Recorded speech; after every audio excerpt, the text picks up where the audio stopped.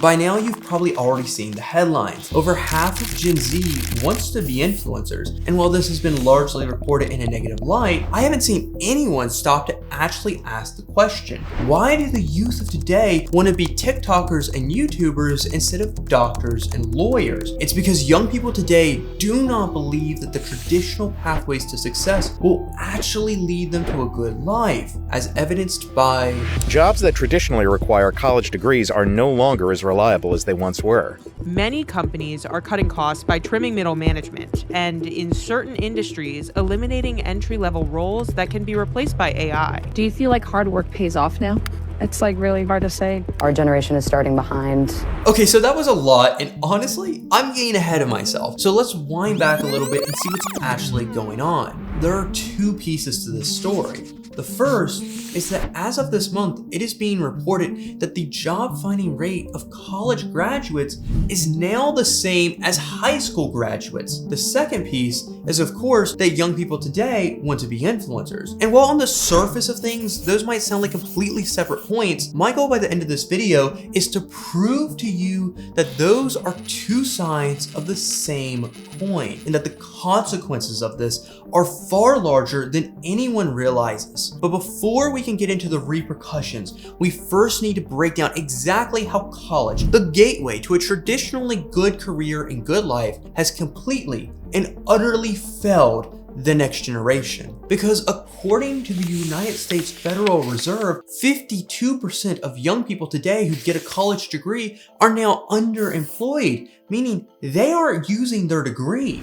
And while people online are really quick to say that this is only because young people today are majoring in stupid degrees that have no utility in the workplace, like underwater basket weaving, the numbers don't support that. Because the majors with the highest unemployment rates today include anthropology, physics, and computer engineering. Now, I don't know about you, but I wouldn't tell someone that those degrees have no value. But here we are with people getting those degrees and being unable to find work at all. And when they do find work, very often not being able to use their degree still. And this is only the start of the issue, because regardless of if you use your degree every day for the rest of your life, or if you use it only as a paper holder for the rest of your life, it doesn't matter, because you're gonna have to pay for it regardless. And in the United States, college diplomas are expensive. As in, the average Gen Zer today is now in $23,000 of student debt. And that figure is going up, by the way, every year as more young people begin and continue their educational journeys. Oh, and just as an aside, you can't use bankruptcy to get out of student debt 9 times out of 10. So I really hope you're able to use your degree if you got a physics degree, because otherwise, well, you just wasted years of your life and a fortune on it. But even with all of this said, I am positive that many of you still believe in the power of college. In fact, I can already hear some of you typing, but no, college is not supposed to be a short-term investment. Over a 10-year period, sure, it might not look great, but over a 30-year period, you come out way ahead for having gone to college than for not going to college. And in my hypothetical commenter, I want to ask, is that actually true? Because as every economist ever would tell us, past performance does not guarantee future performance. And while all of our data is based on how college has been in the past, what is the most recent data telling us? Well, the short answer is that college is just not a good investment. And the long answer is that even when we control for every factor that makes college a bad investment and make it positive for college, even then, it still comes out behind versus what college used to be and what college should still be for young people. Because if we account for inflation, a college graduate now will make substantially less than a college graduate would have 20 years ago. And so even if we assume that you went to the right college, you got the right degree, and you got a good job out of college, all variables that are certainly not the case for everyone, then even in that circumstance, you will make less, adjusted for inflation,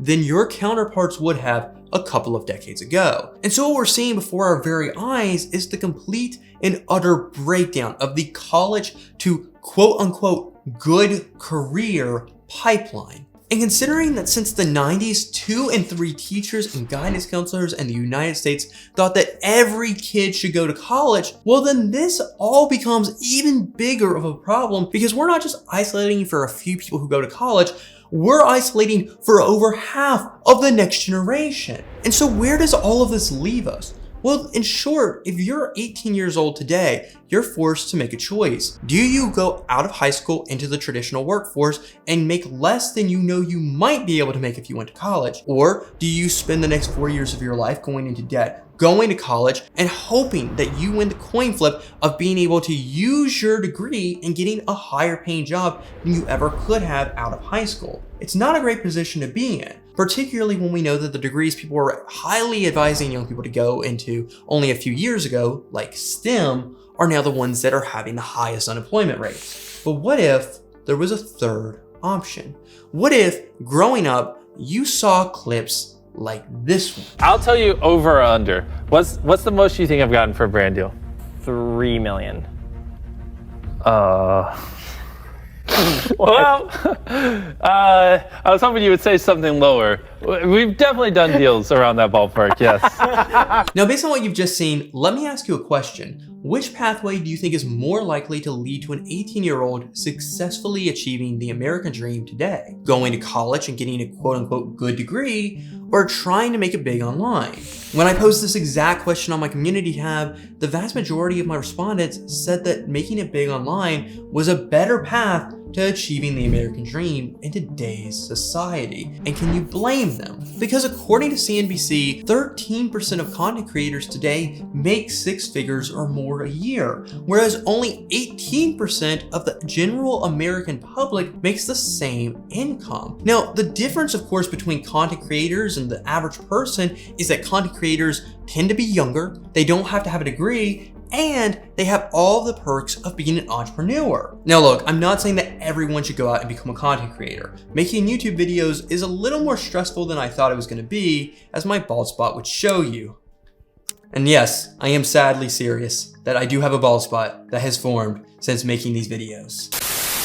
Now look, the reason I'm saying all of this is to try and show you that the reason why young people want to be content creators today is not because it's a rational desire to be famous, but because it is a rational response to traditional paths to success failing them and this new opportunity presenting itself that people are willing to take a risk on instead of trying to go down a guaranteed failing path for them. But sadly, all of this does have some pretty serious repercussions for society as a whole. There are 3 main consequences for this creator economy taking hold that I want to cover. The first consequence of making every Gen Zer want to go into the creator economy is that a lot of them will, including the most competent people of the next generation. Now, to see why this is a problem, I want you to imagine that we're in the early 20th century. Back then, you would have heard constantly about the huge triumphs of people who were in the Great Triumvirate. You would have heard about how America had a huge,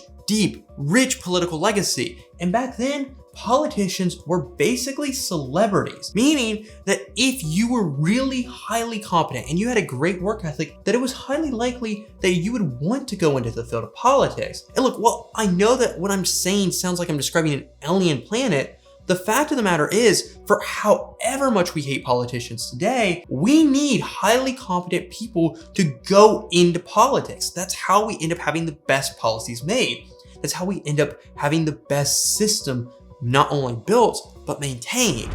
But that's not what we're encouraging young people to do anymore. But the question is that a good thing? Because imagine the top creators on this very platform. If any of them were willing to use their massive work ethic and their sheer tenacity to trying to fix the biggest problems in today's society, do you think they could do it? Do you think that they at least would have a better shot than the typical run-of-the-mill congressman or senator?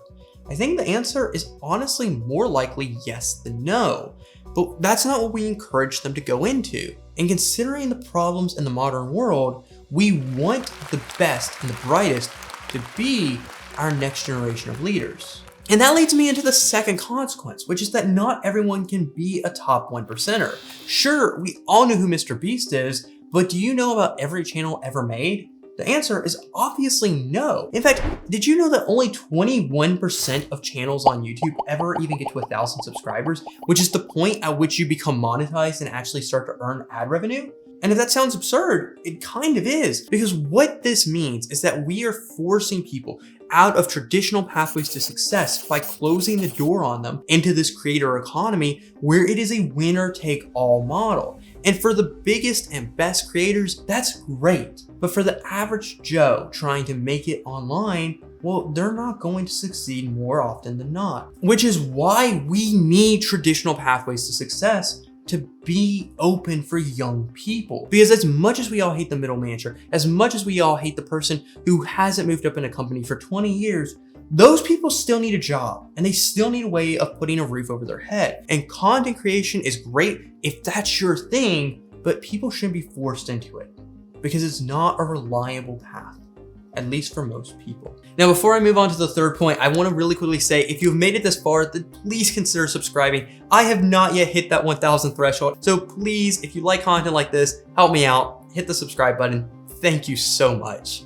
Okay, with that said, the third consequence of traditional career pipelines breaking down, forcing people into the creator economy, is that all of this destabilizes society long term, because you cannot maintain complex systems that modern economies run off of if no one is going into the fields that are necessary to maintain them. Whether we're talking about maintaining road infrastructure, figuring out how to keep building new skyscrapers, or maintaining complex government apparatuses. If people are unable to go into the fields that actually allow those systems to be maintained, then they will atrophy, which is why we need young people to go into the fields that matter. And so in the grand scheme of things, the college to career pipeline breaking down, forcing people into the creator economy, is not just resulting in one generation suffering. It's also resulting in society as a whole becoming weaker because of it, which is why we need to implement some common sense policies that would make all of this just a little bit better. A couple of easy solutions that wouldn't fix everything, but would be at least a step in the right direction would be, we should allow people to discharge student debt through bankruptcy, just like we allow people to discharge credit card debt, which is another unsecured line of credit, through bankruptcy. It's common sense, and it would help people who did go to college who aren't able to get a return on that investment to at least have a pathway out. And the other thing that we at the very bare minimum need to do is create actual AI regulations. Because as it stands right now, artificial intelligence is wiping out entire swaths of entry-level jobs. And we've talked about that a lot on this channel before. But if we do not create good regulation on this, then that's only going to continue to happen at an even faster and more alarming rate, which is why this should be regulated. And while there are many more policies we could get into, the point is simple. If we are willing to start making policies to address this, then we can fix all of this. But if we are unwilling to find the political resolve to solve the issues that are facing the next generation, then our countries will continue to suffer, not just in the short term, but in the long term because of it. Thank you so much for watching. If you enjoyed this video, then I highly recommend that you check out my deep dive onto why over 10% of Gen Zers in America are unemployed. I go over a lot of things that I didn't have time to cover in this video, and I think you'd enjoy it if you like this one. Have a great day, everyone. I hope to see you in the next video.